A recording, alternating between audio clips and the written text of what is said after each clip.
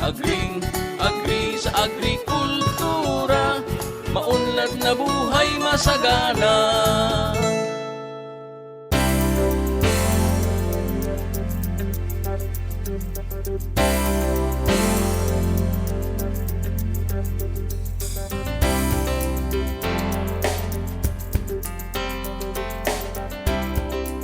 Kasama po natin si Ma'am Milagros Cueno, ang Municipal Agricultural Officer ng Amadeo, Cavite. Magandang araw po sa inyo, Ma'am Milagros. Okay. Unang-una po gusto po naming malaman kung paano po nakilala po bilang sentro ang Amadeo, Cavite sa larangan ng pagkakape, sa industriya po ng pagkakape, sa kabila po ng, di ba po mas naunang nakilala ang Batangas Coffee? Siguro po ang basihan nila yung production per hectare kasi malaki po yung production per hectare ng Amadeo kaysa Batangas. Ma'am Milagros, gaano po kalawak ang inyong coffee production at ilan po ang coffee farmers dito sa Dito po Cavite? sa Amadeo, merong more or less 3,500 coffee plantation hectares at merong more or less 4,000 farmers. So far po, anong pinakamaraming varieties na meron kayo dito? Saka, ngayon po, ang Robusta coffee po ang nandito sa Amadeo dahil gusto niyo ng farmers ang Robusta dahil madali siyang panguhanin, maaluan at saka maraming mag-produce ng bunga. At saka adapted po sa climate dito sa Amadeo. Ang farmer po, nagde-depend lang sa rainfall. Wala pong irrigation dito sa Amadeo. Yun nga po ang problema dito sa Amadeo, walang irrigation. Pag summer talagang sobrang init. So pag patak na kayo. ulan, nakaka-recover naman agad yung coffee. Pero kumusta po yung kalagay ng industriya noon bago pa man po yung dekada 90? Kasi noon po medyo humina ang production ng kape kasi po bumaba ang presyo ng kape. Na hindi naman natin control yung presyo ng kape kasi world market yung nagdi-dictate ng presyo ng kape.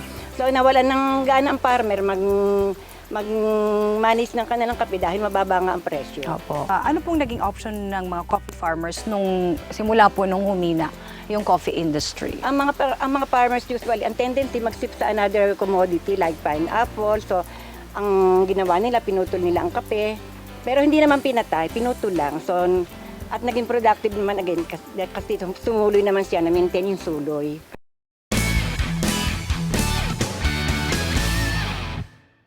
Ito pong kapeng ito ay Robusta coffee, yung Ivory Coast na inintroduce ng Nestle. So ito po ay maintain niya yung tatlong stem, compared to ito po, tatlong stem. So ina-assume nila na triple ang production ito dahil tatlo yung maintain ng stem.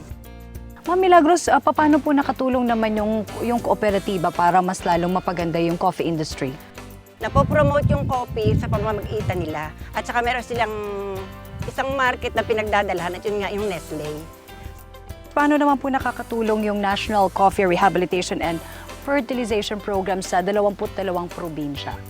So kasi po yung Department of Agriculture, nagbibigay sila ng libreng seedling doon sa mga farmer na kung saan yung mga unproductive, pinapalitan na nila. So, nag-introduce din sila ng rejuvenation program na yung matatandang unproductive coffee, kinakat, then pinasusuloy at nag-maintain sila ng productive stem para maging productive agad yung tree. Yung rejuvenated coffee, 1 year, namumunga na. Compare dun sa seedling, 3 years. Kasi nga po yung coffee ay once a year hina-harvest. So, ang tendency po ng farmer ay mag-intercrop ng banana, fruit trees. So, habang naghihintay po sa coffee berries, meron naman silang hina-harvest na banana and fruit trees. Kasi po yung production ng fruit trees at banana year-round. So, hindi sila mawawalan ng harvest. Lagi silang may production. Opo, so paano naman po nakatulong yung Cavite State Colleges sa ating coffee industry sa Cavite? Colleges naman, nag-introduce sila ng mga seminars, training na kung saan yung mga coffee growers uma-attend para maka-acquire ng bagong technology. Meron din sila mga research na ginagawa na in-introduce naman sa farmer yung kanilang findings para maging successful yung coffee industry. At saka panay ang pagkakontak namin seminar on organic farming para ma-promote. Sa anong form po nyo na ibibenta ang kape dito in terms of sa grain beans po ba, ground, blended? Ang farmer po nagbebenta sa trader ng yung may balat pa.